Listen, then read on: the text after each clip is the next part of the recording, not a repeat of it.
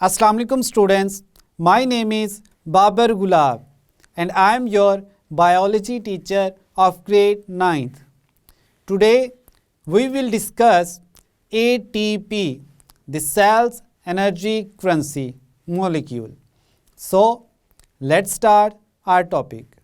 Students, अपने last lecture में हमने ऑक्सीडेशन रिडक्शन रिएक्शंस को एक्सप्लेन किया या हमने इनको कहा कि इनको कलेक्टिवली रिडॉक्स रिएक्शंस भी कहते हैं। अब ऑक्सीडेशन रिडक्शंस रिएक्शन जो हैं ये सेल्स में एनर्जी एक्सट्रैक्टिंग रिएक्शंस हैं, यानी इन रिएक्शंस की वजह से फूड मॉलिक्यूल्स की ब्रेकडाउन होती है और एनर्जी प्रोड्यूस होती है। हमने बात की थी कि जो एनर्जी प्रोड्यूस होती है वो ADP की फॉर्म में प्रोड्यूस होती है, जिसको बाद में कन्वर्ट कर लिया जाता है ATP में। ATP को हमने कहा it stands for adenosine triphosphate. हमने कहा कि ये energy currency of the cell है, मींस सेल्स की जितनी भी एक्टिविटीज़ हैं वो इसी ATP को यूटिलाइज करते हुए परफॉर्म की जाएंगी। हमने ATP का रोल देखा रिप्रोडक्शन में, ग्रोथ में, मूवमेंट में, सेल की मेंटेनेंस में।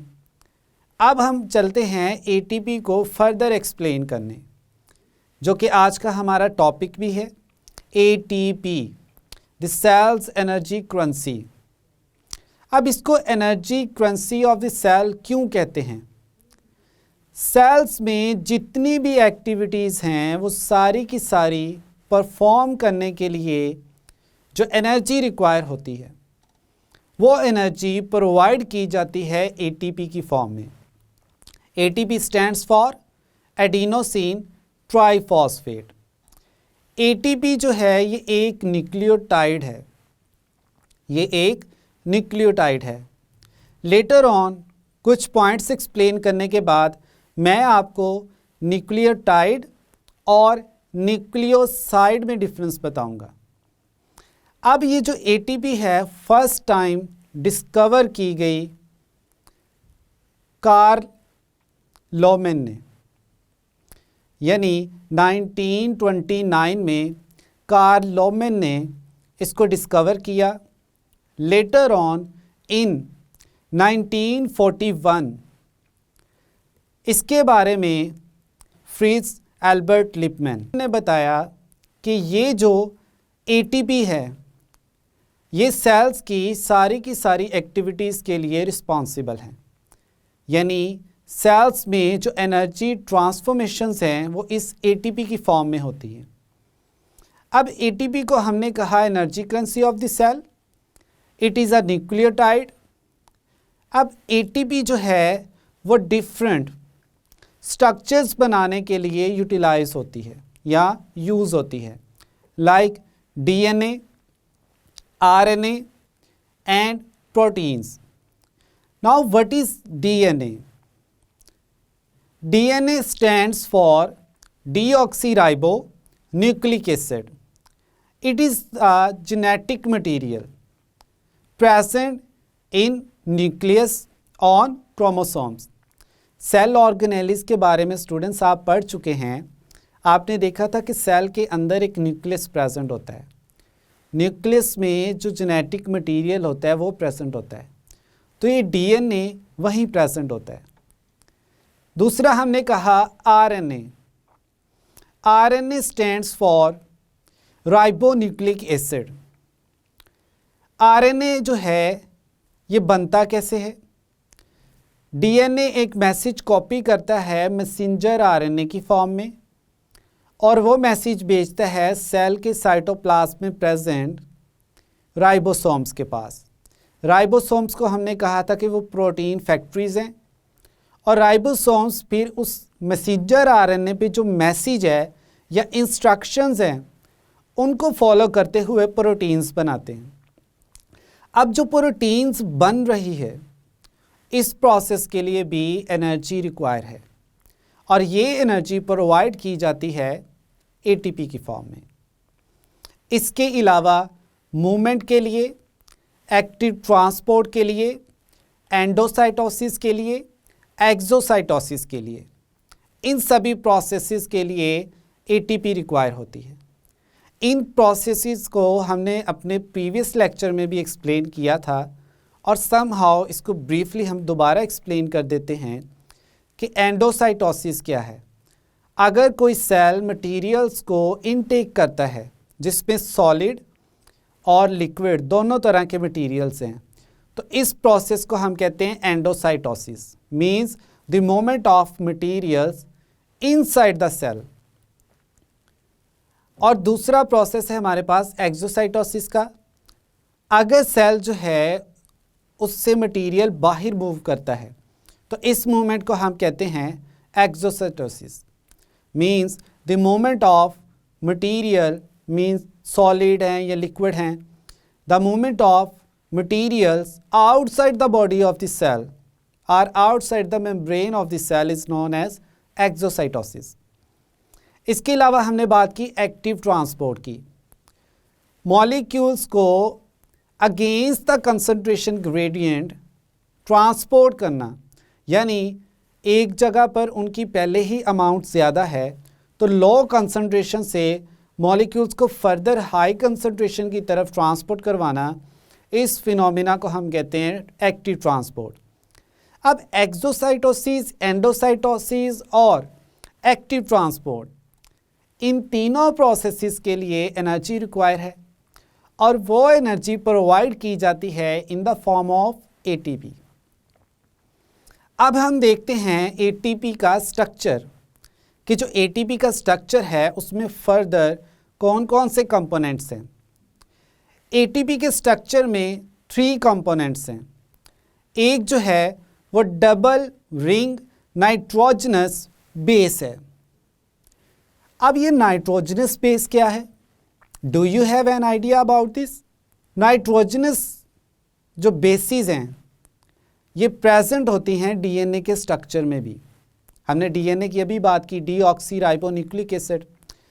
अब डीएनए के स्ट्रक्चर में 4 तरह की नाइट्रोजनस बेसिस होती हैं जिनका नाम है adenine, guanine, cytosine and thymine. और दूसरी तरफ हमारे पास है आरएनए, राइबोन्यूक्लिक एसिड। इसके स्ट्रक्चर में भी 4 बेसिस प्रेजेंट होती हैं जिनको हम नाइट्रोजनस बेसिस कहते हैं। कौन कौन सी हैं? Adenine, guanine, cytosine and uracil. सिर्फ एक बेस का डिफरेंस है डीएनए और आरएनए में। डीएनए में जो है थाइमीन होती है और आरएनए में थाइमीन की जगह यूरासिल होती है। अब ये तो आपका स्टूडेंट्स क्लियर हो गया कंसेप्ट नाइट्रोजनस बेस के पॉइंट ऑफ व्यू से। अब ये जो एटीपी का मॉलिक्यूल है इसमें एक double ring nitrogenous base present होती है, दैट इज एडेनिन। दूसरा जिसका कंपोनेंट है वो है एक शुगर जिसको हम पेंटोज शुगर भी कहते हैं। हम पेंटोज शुगर क्यों कहते हैं? पेंटो का मतलब होता है यानी पेंटा 5। ये जो शुगर है इसका जो स्ट्रक्चर है उसमें 5 कॉर्नर्स हैं। इस शुगर के जो रिंग स्ट्रक्चर में 5 कॉर्नर्स प्रेजेंट हैं और उन 5 कॉर्नर्स पर कार्बन प्रेजेंट होती है। हम कहते हैं 5 कार्बन रिंग स्ट्रक्चर है। अब हमने स्टार्ट में मैंने कहा था कि मैं आपको न्यूक्लियोटाइड और न्यूक्लियोसाइड में डिफरेंस बताऊंगा। अगर तो एक मॉलिक्यूल जो है उसमें एक बेस है, नाइट्रोजनस बेस प्रेजेंट है और दूसरा पेंटोज शुगर प्रेजेंट है, तो इस स्ट्रक्चर को यानी इन दोनों को हम कहते हैं न्यूक्लियोसाइड। क्या कहते हैं? न्यूक्लियोसाइड। अब अगर इस न्यूक्लियोसाइड में फर्दर फॉस्फेट ऐड कर दिया जाए तो ये बन जाता है एक न्यूक्लियोटाइड। इन शॉर्ट मैं अगेन आपको बता दूं कि अगर एक नाइट्रोजनस बेस और एक शुगर हो तो हम उसको कहेंगे न्यूक्लियोसाइड। लेकिन अगर थर्ड कंपोनेंट भी हो लाइक फॉस्फेट तो उसको हम क्या कहेंगे, न्यूक्लियोटाइड। अब एटीपी का जो स्ट्रक्चर है वो न्यूक्लियोटाइड है, सो इट मीन्स कि अब इसमें फॉस्फेट भी प्रेजेंट होगी। इसमें यूजली 3 फॉस्फेट प्रेजेंट होती हैं, दैट्स वाई हम कहते हैं ट्राईफॉस्फेट। इसका अगर आप नेम पे फोकस करें, एडिनोसिन ट्राईफॉस्फेट, ठीक है। अब ये जो शुगर है और एडेनिन है बेस, इनको कलेक्टिवली हम एडिनोसिन भी कह लेते हैं। चूँकि इसके साथ 3 फॉस्फेट्स अटैच होते हैं तो हम कहते हैं एडिनोसिन ट्राईफॉस्फेट। लेकिन अगर इस एटीपी के स्ट्रक्चर में 2 फॉस्फेट प्रेजेंट हो तो उसको हम कहेंगे एडिनोसिन डाईफॉस्फेट। डाई मीन्स 2, यानी स्ट्रक्चर में 2 फॉस्फेट प्रेजेंट है। और अगर सिर्फ एक ही फॉस्फेट प्रेजेंट हो तो उसको हम कहेंगे एडिनोसिन मोनोफॉस्फेट। तो ये एटीपी की ही एक्चुअल में 3 डिफरेंट फॉर्म्स हैं। अब हम देखते हैं कि जो एटीपी का मॉलिक्यूल है इससे एनर्जी कैसे मिलती है। एटीपी के मॉलिक्यूल में जो फॉस्फेट के दरमियान बॉन्ड्स प्रेजेंट होते हैं वो होते हैं कोवलेंट बॉन्ड्स, और इनको हम एक सिंबल से रिप्रेजेंट करते हैं जिसको कहते हैं टिल्डा। ये एक वेव लाइक सिंबल होता है। अब फॉस्फेट के दरमियान यहाँ पर आप जो कोवलेंट बॉन्ड्स हैं उनको देख सकते हैं कि उनके दरमियान जो सिंबल है वो कौन सा है।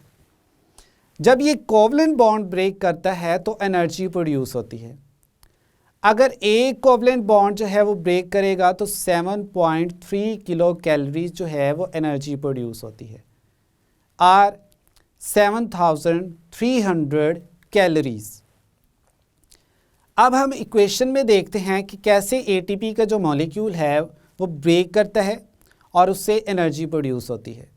फॉर एग्जांपल हमारे पास ये एक एटीपी का मॉलिक्यूल है, नेक्स्ट ये ब्रेक करता है और कन्वर्ट हो जाता है एडीपी में, यानी एडिनोसिन डाईफॉस्फेट। मतलब इसमें से एक जो फॉस्फेट है वो अब रिलीज़ हो गया है, ब्रेक कर गया है। साथ ही साथ जो एनर्जी प्रोड्यूस होती है उसकी अमाउंट है 7.3 किलो कैलोरीज पर मोल। अब ये एटीपी का जो मॉलिक्यूल ब्रेक करके एडीपी में कन्वर्ट हुआ है, यहाँ पर एडीपी को फर्दर ब्रेक किया जाता है और इसमें से एनर्जी एक्सट्रैक्ट की जाती है। अब जो एडीपी का मॉलिक्यूल है उसमें जो फॉस्फेट के बिटवीन कोवलेंट बॉन्ड्स हैं वो अगेन ब्रेक करेंगे, यानी एक और फॉस्फेट रिलीज़ होगा यहाँ से, और अगेन जो आपके पास बच जाएगा वो बच जाएगा एडिनोसिन मोनोफॉस्फेट, यानी ऐसी आपके पास एटीपी की फॉर्म आ जाएगी जिसमें सिर्फ एक ही फॉस्फेट प्रेजेंट हो। अब अगेन जो एनर्जी प्रोड्यूस हुई है वो है 7.3 किलो कैलोरीज पर मोल। अब स्टूडेंट्स हम देखते हैं कि एटीपी को ब्रेक करके उसमें से एनर्जी तो एक्सट्रैक्ट कर ली गई, लेकिन अब इसको दोबारा से कंस्ट्रक्ट कैसे किया जाता है। आपके पास अब जो एडिनोसिन मोनोफॉस्फेट है या एडिनोसिन डाईफॉस्फेट है, इन शॉर्ट हम कहें तो AMPR ADP, इनमें अगेन फॉस्फेट ग्रुप्स जो हैं वो ऐड किए जाते हैं और इनको दोबारा से फॉस्फेट ऐड करके ATP की फॉर्म में लाया जाता है। जब ये बॉन्ड्स ब्रेक कर रहे हैं तो एनर्जी रिलीज़ होती है, लेकिन बॉन्ड्स जब दोबारा से कंस्ट्रक्ट करने हैं, बनाने हैं, तो उसके लिए सेल को एनर्जी यूज़ करना पड़ेगी, प्रोवाइड करना पड़ेगी। तो हम कहते हैं कि एटीपी के मॉलिक्यूल में से अगर एक फॉस्फेट रिलीज़ होता है या फॉस्फेट के दरमियान जो कोवलेंट बॉन्ड है वो ब्रेक करता है तो 7.3 किलो कैलोरीज एनर्जी जो है वो प्रोड्यूस होती है। लेकिन अगर यही बॉन्ड दोबारा से बनाना हो तो इतनी ही अमाउंट में एनर्जी प्रोवाइड करनी पड़ती है, मीन्स 7.3 किलो कैलोरीज एनर्जी।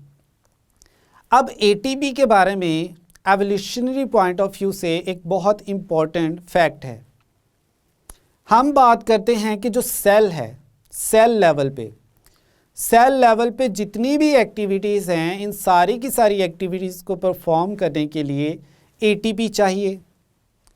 तो एवोल्यूशनरिस्ट जो हैं, जो एवोल्यूशन के फिनोमिना को एक्सप्लेन करते हैं, जिनके अकॉर्डिंग ह्यूमंस जो हैं वो डेवलप हुए हैं स्मॉल सेल लाइक स्ट्रक्चर से, ठीक है, या small cell containing tiny organism से।